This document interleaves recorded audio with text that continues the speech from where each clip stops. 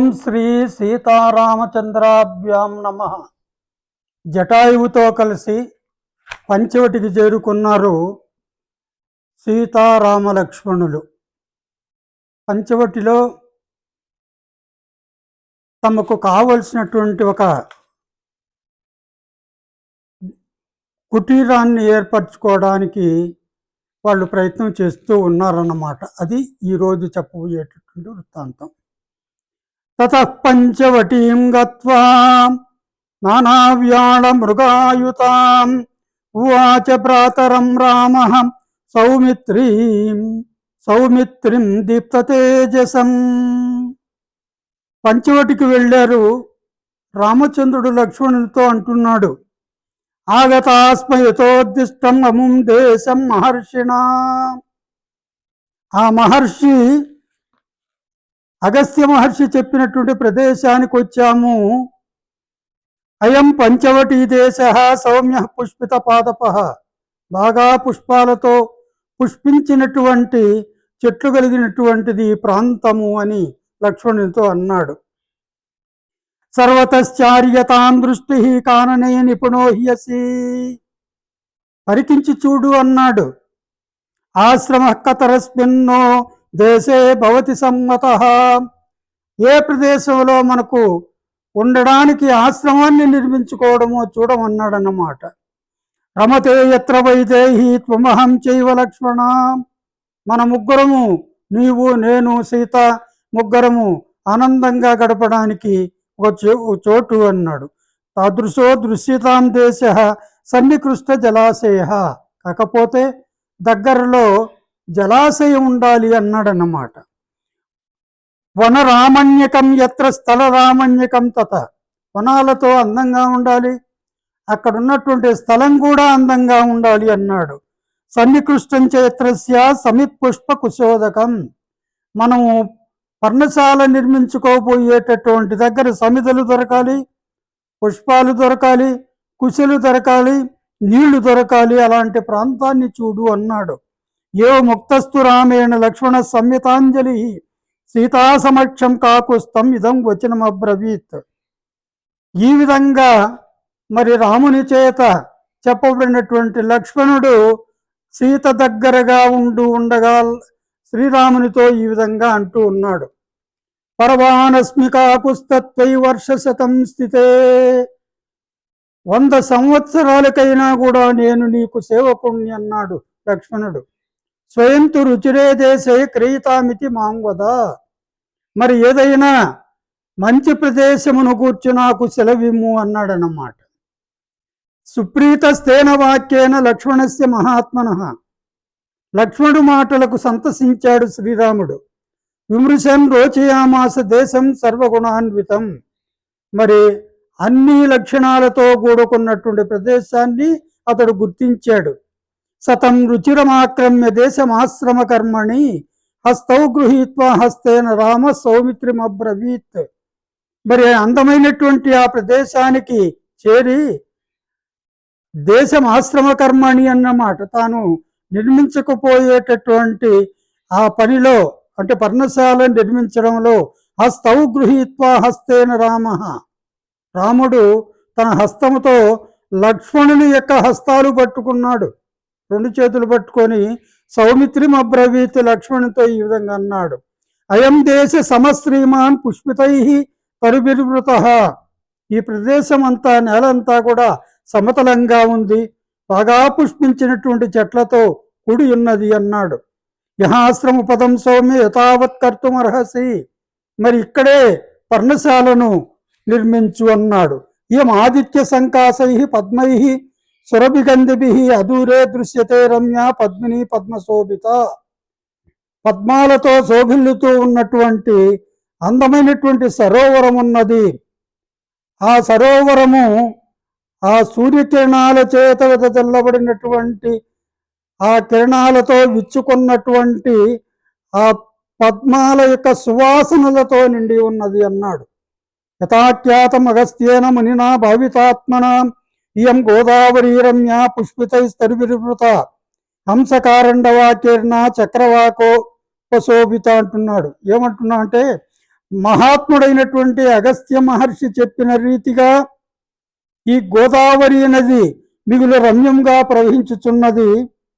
తీరముల యందలి వృక్షాలన్నీ కూడా వికసించిన పూలతో అందంగా చిందించుచున్నవి, అంటే అందంగా ప్రకాశించుచున్నవి. నదీ జలములలో హంసలు, కన్నులేడి పిట్టలు, చక్రవాకాలు విహరిస్తూ ఉన్నాయి. ఇతడికి సమీపముననే గల ఎత్తైన కొండలు చక్కని వృక్షాలతో అందంగా కనపడుతూ ఉన్నాయి. అచ్చట లేళ్ల గుంపులు తిరుగాడుతూ ఉన్నాయి. నెమళ్ళు క్రేంకారాలు చేస్తూ ఉన్నాయి. అచ్చటి కొండ గుహలు చూడముచ్చటగా ఉన్నవి. అంటే ఆ ప్రదేశం అంతా కూడా చెప్పాడనమాట. ఆ పర్వతములపై అచ్చడచ్చట బంగారు, వెండి, రాగి, వన్నెలుగల గైరికాది ధాతులు స్రవించుచున్నవి అన్నమాట. దాని తర్వాత అప్పుడు ఆ కొండలు పసుపు, తెలుపు, ఎరుపు రంగుల రేఖాచిత్రములతో గవాక్షాకారంలో అలంకరింపబడిన ఏనుగుల వలె బాసిల్లుచున్నవి అంటున్నాడు. ఇదంతా కూడా వర్ణన. ఇచ్చటి గిరిలో మద్ది చెట్లు, తాటి చెట్లు, కానుగ, ఖర్జూర, పనస, మామిడి చెట్లు, జలకదంబములు, నేమి చెట్లు, పున్నాగ వృక్షాలు, తీయ మామిడి, అశోక, తిలక మున్నగు వృక్షాలతో అందంగా మరి విరజిమ్ముతూ ఉన్నాయి అంటున్నాడు. సంపంగి, మొగలి మొదలగు పూలగుత్తులతోడను లతల చేపన వహించుకునబడిన వృక్షములతోనూ ఆ పర్వత గిరులు ప్రకాశిస్తూ ఉన్నాయి. చందన వృక్షంలో ఒక విధముగు తిమిసి చెట్లు, స్థలకదంబములు, పర్ణాసనములు, నిమ్మ చెట్లు, ఉమ్మెత్త, ఇనుమద్ది, చండ్ర, జమ్మి, మోదుగు, కలిగొట్టు మున్నగు చెట్లతో అందంగా ఉన్నాయి. ఓ సౌమిత్రి, ఈ ప్రదేశం పవిత్రమై పుణ్యప్రదమైనది. ఇది లేళ్ల సమూహాలతోనూ పక్షుల గుంపులతోనూ విరాజిల్లుతున్నది. ఈ జటాయు యొక్క సహకారముతో మనము ఇటననే అంటే ఇచ్చటనే మనం నివసించదము అన్నాడు. ఏ ముక్తస్తురామేణ లక్ష్మణ పరవీర అతిరేణాశ్రమం భ్రాతు జకార సుమహాబల. శత్రు సంహారకుడైనటువంటి ఆ లక్ష్మణస్వామి త్వరలోనే ఆ రామచంద్రుల వారికి మరి ఒక ఆశ్రమాన్ని నిర్మించాడు. పర్ణశాలాం సువిపులాం తత్ర సంఖాత మృత్తికాం సుస్తంభాం మస్కరైర్దీర్ఘై కృతవంశ సుశోభనాం. అంటే పర్ణశాల నిర్మించడం అంటే పునాదులు, దాని తర్వాత అవి పర్ణశాలకు కావలసినటువంటి ఆ కర్రలు, ఆకులు ఇలాంటివన్నీ కావాలి కదా, వాటిని అన్నిటినీ కూడా చెప్తున్నాడు. మట్టితో గోడలు పెట్టాడు, అంటే త్రవ్వి తీశాడు, ఆ మట్టితో గోడలు కట్టాడు.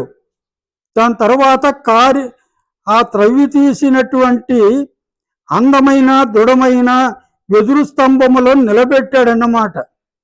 దాని తర్వాత ఆ బొంగులపై లేత లేత జమ్మి కొమ్మలను పరిచాడు. వాటిని దృఢమైన తాళ్లతో బిగించాడు. పిమ్మట వాటిపై దర్భలను, రెల్లుగడ్డిని, కాకి విధుళ్లను, ఆకులను కప్పాడు. సౌమిత్రి ఆ పర్ణశాలను పొలముగా అందముగా తీర్చిదిద్దాడన్నమాట.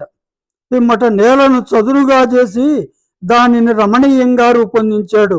ఈ విధంగా సీతారాముల కొరకై నిర్మింపబడినటువంటి ఆ కుటీరము నివాసయోగ్యమై నిరుపమానమై చూడముచ్చటగా ఉన్నది. పర్ణశాల నిర్మాణమును పూర్తి చేసిన పిమ్మట బుద్ధిమంతుడైన లక్ష్మణుడు గోదావరి నదిలో స్నానము చేసి అంటున్నాడు. సగత్వా లక్ష్మణ శ్రీమాన్ నదీం గోదావరీం తదా స్నాత్వా పద్మాని చాదాయ సఫల పునరాగత. స్నానం చేశాడు గోదావరి నదిలో. పద్మము మొదలగు పూలను పండ్లను సేకరించుకొని కుటీరానికి వచ్చాడు. తత పుష్ప బలిం కృత్వా శాంతించ స యథావిధి.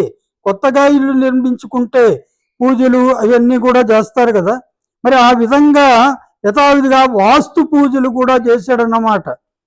అభ్యుదయ శాంతి కర్మలు కూడా నిర్వహింపబడను. సతం దృష్ట్వా కృతం సౌమ్యం ఆశ్రమం సహ సీతయాం రాఘవ పర్ణశాలాయం హర్షమాహారయత్పరం. మరి అందంగా నిర్మింపబడినటువంటి ఆ పర్ణశాలను తన భార్య అయినటువంటి సీతతో చూసి ఆ రాముడు ఆనందించాడు అంటున్నాడు. సుసంహృష్ట పరిష్వజ్య బాహుభ్యాం లక్ష్మణం తదా. బాగా చేతులతో మరి తన తమ్ముడైనటువంటి లక్ష్మణ్ణి దగ్గరికి తీసుకొని కౌగిలించుకున్నాడు. అతి స్నిగ్ధంచగాడంచ వచనం చేదమబ్రవీత్, ఈ విధంగా అన్నాడు. ప్రీతోస్మితే మహత్కర్మ త్వయా కృతవిధం ప్రభో, ప్రదేయో ఎన్నిమిత్తం తే పరిష్వంగో మయా కృత. నీవు నా మనస్సులోని ఆంతర్యమును చక్కగా ఎరిగావు, అందువల్లనే నాకు నచ్చడి రీతిగా శాస్త్రసమ్మతముగా ఈ కుటీరాన్ని నిర్మించావు. అందుకని నేను నీకు తండ్రి వలె ఎల్లవేళలా నన్ను రక్షించుచున్నావు.